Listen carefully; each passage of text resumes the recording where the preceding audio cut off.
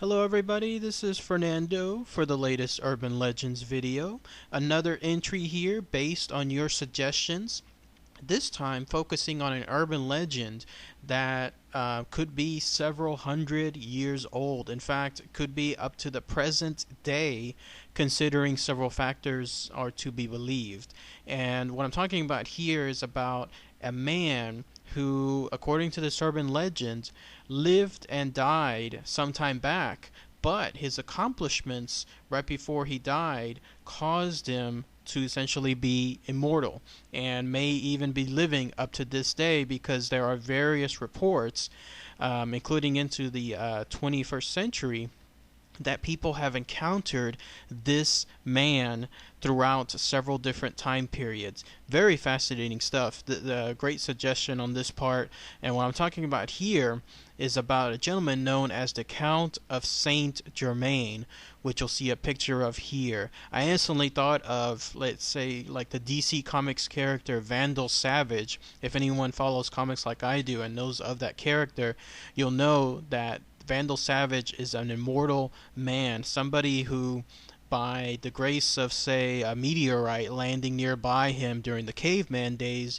he was given some form of radioactivity that made him immortal and essentially lived through all these eras up to the present day. So he lived through the days of the Romans, days of, let's say, World War II, days of Christ, everything, up until today, and with it imparted with him a knowledge of many, many items, polytechnic, if you will, somebody that was knowledgeable in so many different areas.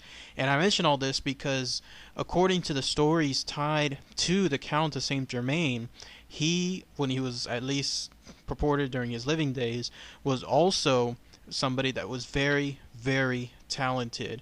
And if you follow the stories that say that he lived even beyond his death and up to, let's say, the present day, he still continues to be a very interesting man, somebody who is very talented, who continues to impress those that come across him, and only later on, whenever they're told that actually the person they met was somebody who should be dead by more than let's say 200 plus years, then to their surprise they realize, was I just with talking with an immortal? So let's go all straight back to the beginning. There's a lot of mystery tied to the Count of Saint Germain, and even when he was born, most of this is due because he apparently gave lots of vague information as to his own origins. People that would ask him, who he was from, where he was from, when he was born, he always tended to deflect those inquiries and would always, in some cases, invent straight up fantasies. Why he did this, I don't know. Maybe he just liked having people guessing as to his whereabouts and where he came from. Or maybe he was just being a jerk. Who knows? But with regards to this count, at least based on whatever research people have done, they've been able to surmise that he was, if everything is true, truly born sometime in the early 1700s. In fact, it's been cited, based on his age, and again, if we're following the notion that he's not an immortal and just a regular human being, he would be somewhere around 1712. It was only towards his deathbed, though, that he revealed who his father was. It was some prince of Transylvania, but that would place him to be at a much older age than when he first came to prominence. And this all started in 1740s. And what I mean is this. It was around that time period in the 1740s when all of a sudden people started noticing him. Either he kept himself hidden and his activities hidden from everyone up until that time period, or maybe people just didn't notice him and then like a light switch suddenly did. But like a cultural event, sometime in the 1740s, everybody suddenly started knowing of this guy. He came on board, particularly there in London. He started attracting attention primarily through his talents. And I had mentioned earlier that this was a guy that was multifaceted, multi-talented, and these are some examples of what he would do. And again, this all happened in the 1740s. Like a light switch, it just turned on, and everybody started to know who he was. And one of those talents that he had was he could perform songs, musical parts of songs, and recite them and play them almost in like one-man plays of sorts, or if not, in operas themselves. And he held one, for example, on Saturdays between February 9th to February 20th in April. I'm sorry, from February 9th to April 20th in 1745, which became very, very popular. Those Saturdays were a place where lots of people would come by and see him, and they would be able to see him play the piano, the violin, like a virtuoso, like somebody they had never seen before play so well the violin. But he was there, he was doing the performance, and he was attracting attention. And then these are some accounts actually from some experiences, some people that cited what their encounter was with him. One of them comes from a constable of sorts, somebody that was there in London that arrested this man, not knowing that he was the Count of Saint Germain.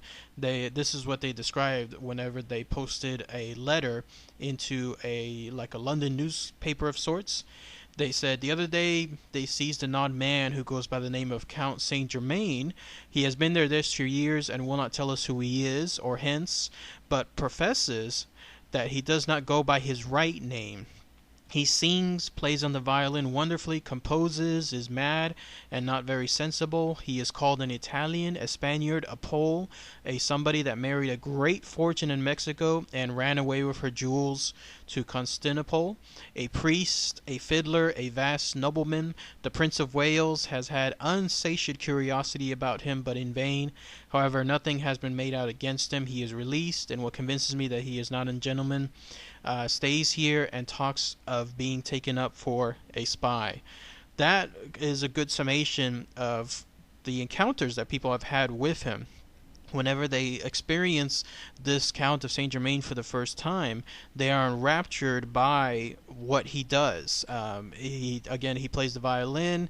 He apparently talked a very good game. He could tell tales about what he's done and just keep people enraptured the entire time.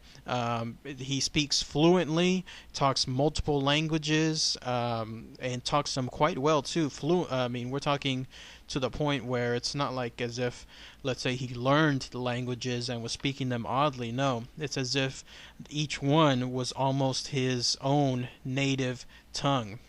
And that's the mood, the type of experiences that people had with him, the sense that they came about afterwards. These are also some of the other items that people say he could do. Regarding the languages, he could speak apparently up to 12 languages. He was also an accomplished painter. Anywhere that he set up, because he was always a frequent traveler, never settling in one place, always moving about from one location to another. But anywhere he did so, he would set up a laboratory of sorts. And this is where he stated much of his work and most of his tales came from, because they were tied to alchemy. Alchemy, in a broad sense, is the science of making things appear almost magical. In his case, his talent was being able to take a lot of, let's say, common materials and then use them to form into gold. I know it sounds crazy, but that was his talent. And he would always have gold with him, and he apparently used that to finance his travels and in turn gain those experiences and then tell those tales to everyone around him. That was one of his major talents involving alchemy. Also, apparently, his work with alchemy, he boasted that he was able to find a way to increase his life into far longer than normal. And what I mean is this, because when he first came on to prominence in those 1740s, and people would ask him for his age, he would tell them that he was actually in his 80s. I know it sounds crazy. At that time, during the 1700s, people did not live that particular long. But he would say, yes, that was my age, and that's pretty much what he was sticking by to it. In fact, here's one encounter with regards to a countess who met him later on, sometime in 1760. When she saw him and she met him, she was taken aback during that year, 1760, because she knew she met someone before, another Count of Saint Germain, 50 years earlier. She said in 1710 in Venice. This was a countess by the name of Countess von Giorgi, and when she saw this Count of Saint Germain 50 years later, she had to ask him, and she said she was surprised to see him and asked if it was his father that she knew back in Venice 50 years earlier, and he replied, no, that was myself. I was indeed living in Venice at that time, and I do recall having the honor of paying you courting you back then. And she was completely flabbergasted. She was saying, but that's impossible. How can that be? Whenever it was 50 years earlier and I met you in 1710, you looked nothing like you do. I mean, you looked like you were in your 50s then, and even now you still look the same. She said, I think something about 45 years old, that he looked like he was 45 years old, and that he looks 45 years old now. And then he apparently gave a knowing smile, one of those smiles when they know a little secret that she doesn't. And he said, Madam, I am very old. And then when she replied that this would clearly put him at nearly 100 years old, he just nonchalantly said, that's not impossible, and then continued to just go on from there. So you have to go by that basis there, that we're talking about somebody who, based on his work on his alchemy, and again the boast that he claimed that he found a way to increase his life, then if he came into prominence in those 1740s and he was already somewhere in an older age, in his 80s, and then he was meeting this this other lady, this countess, a couple of decades later, and he still looked the same age as when she met him 50 years before. Interesting stuff. No, it makes you scratch your head. And this was cited as like a real account. This is stuff that people chronicled, that she chronicled. So it's fascinating to see who this guy was. Also, he was apparently someone that, with all the gold that he was able to create, which he never did in front of people, he would always create this gold in secret and use that for his traveling as for his funds. While he did all of this, he never had any bank accounts, so there was never any particular institution that had his name tied to any of those funds. People stated that when they ate with him, they would see him and they would greatly enjoy their company, but he would ramble on for hours. He would never be seen actually eating the food at the dinner or at the lunch or wherever he was entertaining people. This was very curious. People said they never saw him eat, and he said the reason for this was because he did eat, but he would always eat just oatmeal, and that this was something that he was satisfied with. And it was essentially a diet of oatmeal that he always stayed on. Another thing involving a boast that he claimed, earlier I was talking about turning regular materials into gold. He could also apparently turn several diamonds into a large one. Like he was able to combine several small diamonds and then make them into one larger diamond. And same thing involving pearls. He had the ability to use his alchemy skills to create pearls and have them grow to much larger sizes than anything that a normal pearl would be. And people have said that he belonged to secret societies too. People have heard of like the Freemasons, for example, the Illuminati, and others. He has apparently been a member in those programs throughout all those years. Now, as far as himself and his real life, people have said that he died in the 1700s, particularly later on in life in 1784. His death has been noted, it has been chronicled. It's a real deal death, in other words, because there was an actual burial. He just died. It was something involving, probably no doubt, some sickness or some kind of old age. I didn't really see much material with regards to that, but his death has been noted as being on February 27th, 1784. The St. Nikolai Church officially recorded his death as well. Again, we have an official source. And then he was buried a couple days later on March 2nd, where, as another source of his death, the cost of the burial was noted in the accounting books of that same church. So again, two entries notifying his particular death. And with all of his, let's say, boasts about turning stuff into gold and about diamonds and about pearls and all the riches that he could have had, at the time of his death, the only things that were found on him were a couple of bills, receipted bills, a little bit of cash, what the equivalent was of cash then, some sets of clothing, about 24 sets of clothing at most, some other items involving like linen, stuff that usually is around, let's say, residents, like razors, toothbrushes, but nothing in terms of his living place at the time of his death consisted of diamonds or gold or pearls or anything like that. So for all of his boasts and all of his claims that he was able to create all of this stuff, and somehow, some way, he was able to fund all of his travels using this information. He left nothing into how he created it, how he spent it, and no proof of any items left over for people to take, like, let's say, again, excess gold, excess jewels found somewhere. No, nothing along those lines. So he died as mysterious as his life was during that time period. Now, that's one part. The second part is, and again, this is where it starts to take a little bit more of a fantastical approach, and that's why I mentioned it very early on. Some of this stuff, you kind of have to keep an open mind if you're really thinking, how true is this? But cut to a couple of years later, and he was apparently seen in Germany by a pioneer hypnotist, a man by the name of Anton Mesmer. So this was, again, a couple of years later after his death. People saw him with this hypnotist, and they officially recorded him as being there. Another entry happens to be from the Freemasons. They, on one of their annual meetings, chose this guy, Count of Saint Germain, as their representative at a convention, keeping in mind that this is after his death.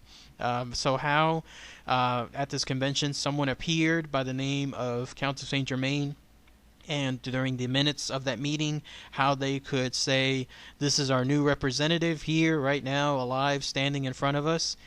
Again, it's interesting stuff.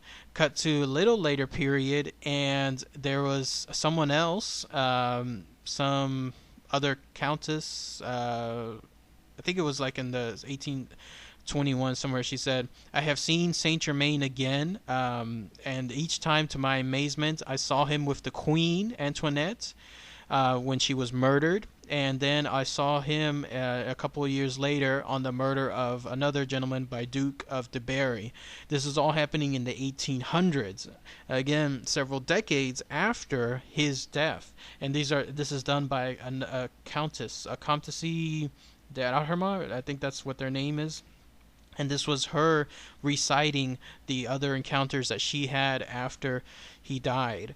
And then apparently the tales go all the way into the 1900s. The last one seems to be in the 1970s, where people have seen him just traveling about, still reciting things, still meeting people, still being able to cite great philosophy. That was another thing he was known for, was his wisdom, his advice, stuff that he gave when it came to particular topics that people were fascinated by. Everything as far as his experiences, he apparently used them as a way to partake his wisdom on. In fact, this most recent sighting in the 70s occurred in Paris. There was a gentleman by the name of Richard Janfrey, and he announced that he was indeed that legendary count. It's crazy, but he's the one that stated that he was the count himself, the Count of Saint Germain. And while he was apparently committing suicide later on in 1980s, people still say, oh no, this was the Count, is still alive. He's able to still do all the great things he was doing earlier, and the immortal tale of the Count continues thereafter. Pretty fascinating stuff. What do you guys think? Count of Saint Germain. Is this guy a real life Vandal savage? Is he somebody that's immortal? Somebody that who, according to this, I haven't even crossed over some of the real fantastical tales, like apparently him being sighted at the birth of Jesus. We're talking in that case thousands of years. But is he somebody immortal, or is he, or was he essentially a shyst, or somebody that gave a really, really good talk and was able to convince so many people, even when you get all those red flags and the buzzing going in your head, that this guy is full of it. But the way that he talked and the way he pronounced things, the way he was so convincing, you just couldn't help but believe his claims. Was that it? Do you think that was it itself? Whatever you have as far as information, other things that I didn't cross about here about the Count, please post your comments, share them below. Any other unique information that can be given, it'll be very fascinating to hear. Any other experiences that people have had about the Count, tales of people seeing him, please, especially if it's, let's say, in the 20th, 21st century. It'll be fascinating to see that and hear it too. So, alright everybody, thanks again as always. Take care. Bye.